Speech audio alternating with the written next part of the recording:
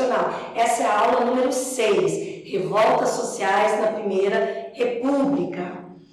Nessa aula abordaremos alguns motins, rebeliões, alguns tipos, até como guerra civil, que aconteceram nos primeiros anos da República no Brasil. Eu dividi em duas categorias, as revoltas sociais de caráter messiânico e por disputa de terra e as revoltas de caráter urbano ou por categoria profissional. Vamos começar a falar da primeira categoria, revoltas messiânicas e de luta pelo direito à terra. A primeira delas, Canudos.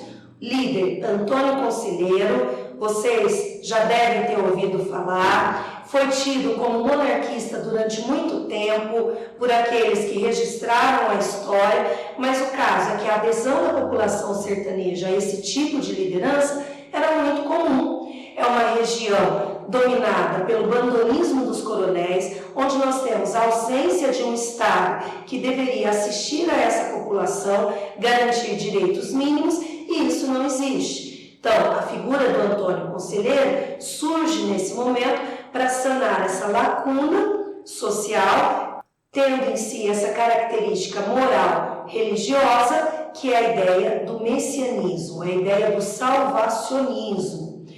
Essa revolta vai acontecer entre 1893 a 1897, ou seja, nos primeiros governos republicanos, finalzinho do governo do Floriano Peixoto e terminando no governo do Prudente de Moraes, conhecido como Grande Pacificador. O segundo movimento que nós temos é o movimento da Guerra do Contestado, que vai ocorrer no sul do Brasil, na região entre Paraná e Santa Catarina, justamente uma região contestada pelos dois estados no período de 1912 a 1916. O líder messiânico era conhecido como monge, o monge José Maria, também liderava uma população de sertanejos desassistida que ficou desocupada depois que as obras da estrada foram finalizadas. Os dois movimentos, Canudos e Contestado, foram dizimados pelo exército e pelo poder republicano. O Antônio Conselheiro teve a cabeça decepada e levada para estudar na Faculdade de Medicina da Bahia. A outra categoria de revoltas que nós temos nessa primeira década republicana é a revolta da vacina, que eu prefiro dizer revolta contra a obrigatoriedade da vacina contra a varíola, que dá para definir melhor qual era o grande problema daquela população insurgente no Rio de Janeiro, e a outra revolta é a revolta contra a chibata, ou contra os castigos infligidos aos marinheiros pela chibata. Vamos à primeira. A revolta da vacina, ou a revolta contra a vacina, aconteceu na cidade do Rio de Janeiro em 1904, e ela deve ser entendida dentro de um conjunto geral de reformulações e reformas que acometiam a capital da República naquele momento. O prefeito Pereira Tassos, seguindo as orientações do então presidente Rodrigues Alves, tentava embelezar a cidade do Rio de Janeiro. Qual o espelho que a capital republicana deveria ter para a Europa? Deveria ser uma cidade limpa, mas principalmente sem nenhum traço que lembrasse o passado escravista. Para tanto, os cortiços que se acumulavam na região central e portuária do Rio de Janeiro foram destruídos. Foram abertas largas avenidas para construções de edifícios, de instituições, como a Biblioteca Nacional, museus, e essa população foi obrigada a subir o morro. Era a ideia, como o literato disse, o Rio civiliza-se. É a ideia de que tinha que ter cara de Europa. Além dessas reformas urbanas, estava instituído também um projeto de reforma sanitária. Para tanto, era preciso dizimar doenças como a febre amarela, a malária, a peste negra e principalmente a varíola.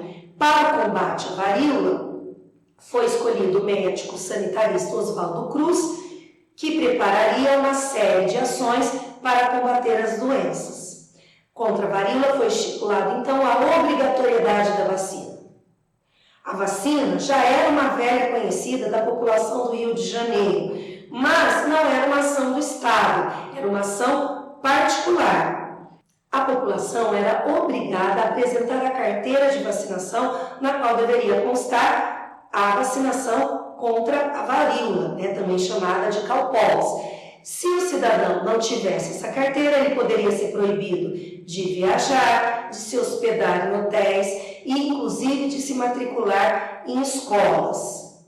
Além disso, uma grande reclamação era a inviolabilidade do lar. Os agentes sanitários, portando uma mão armas e outras, as seringas, entravam nas casas e obrigavam a vacinação. Na época, foram acusados, inclusive, de assediadores. Afinal de contas, como que a mulher ia ser vacinada por um homem que não era nem seu marido e nem seu pai? De forma que, em novembro de 1904, uma rebelião comete um bairro do Rio de Janeiro, são formadas barricadas e o governo tem que ceder, cancelando a obrigatoriedade da vacina. Controlada a situação, o governo volta a vacinação obrigatória, mas nós não podemos esquecer que essa mobilização, essa cultura política de uma população pobre que estava cerceada de direitos prometidos na República, teve que se revelar. Eu selecionei sobre esse assunto uma questão do Enem. Vamos ver como ela aborda o tema? Como vocês podem observar na imagem, nós temos o Oswaldo Cruz. Nós temos o Oswaldo Cruz em cima de uma seringa, ele porta um pequeno estilete na mão, que era usado para vacinação na época, e nós temos do outro lado uma fileira de pessoas estereotipadas, A gente pode ver traços aí de negros, mestiços, de gente pobre, que está se defendendo como pode. Nós temos panelas sendo jogadas do alto das janelas, nós temos serras, serrotes, jarras, vassouras, machados.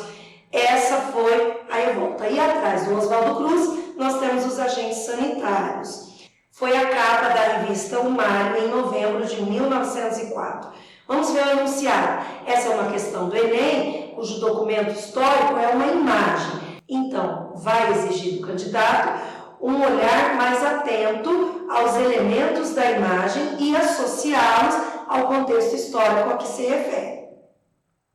A imagem representa as manifestações nas ruas da cidade do Rio de Janeiro, na primeira década do século XX, que integravam a revolta da vacina. Considerando o contexto político-social da época, essa revolta revela.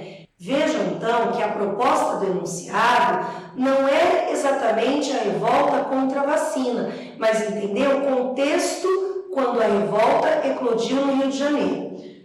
As alternativas dizem o seguinte: A. A insatisfação da população com os benefícios de uma modernização urbana autoritária. B. A consciência da população pobre sobre a necessidade de vacinação para a erradicação das epidemias. C. A garantia do processo democrático instaurado com a República através da defesa da liberdade de expressão da população. D. O planejamento do governo republicano na área de saúde, que abrangia a população em geral. E a alternativa E. O apoio ao governo republicano pela atitude de vacinar toda a população em vez de privilegiar a elite. Essa é a primeira que a gente pode descartar. O que nós vemos na imagem é um embate e não um apoio. E o próprio enunciado diz que são as manifestações de rua no evento conhecido como Revolta da Vacina. Dá uma olhadinha lá na alternativa C. A garantia do processo democrático instaurado com a República através da defesa da liberdade de expressão da população. Ora, lembra que eu falei lá no comecinho da aula? Era uma revolta contra a obrigatoriedade da vacina e não contra a vacina em si. A alternativa C já pode ser excluída justamente porque fala em defesa da liberdade de expressão. E não é isso que a gente tem na imposição dessa obrigação. Quando eu falo imposição, obrigação, o que nos atrai? Quando eu falo em obrigação e imposição, uma alternativa que chama atenção é a alternativa A. Olha lá o que ela está dizendo.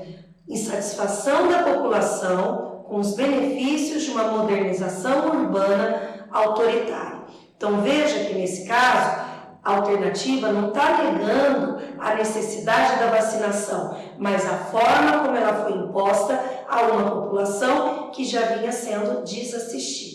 Pessoal, a gente fica por aqui. Espero vocês lá na aula 7, onde abordaremos o Estado Novo, Getúlio Vargas, uma figura aí que não fica de fora nem do Enem, nem de qualquer exame vestibular. Façam os exercícios da plataforma e até a próxima aula. Até mais!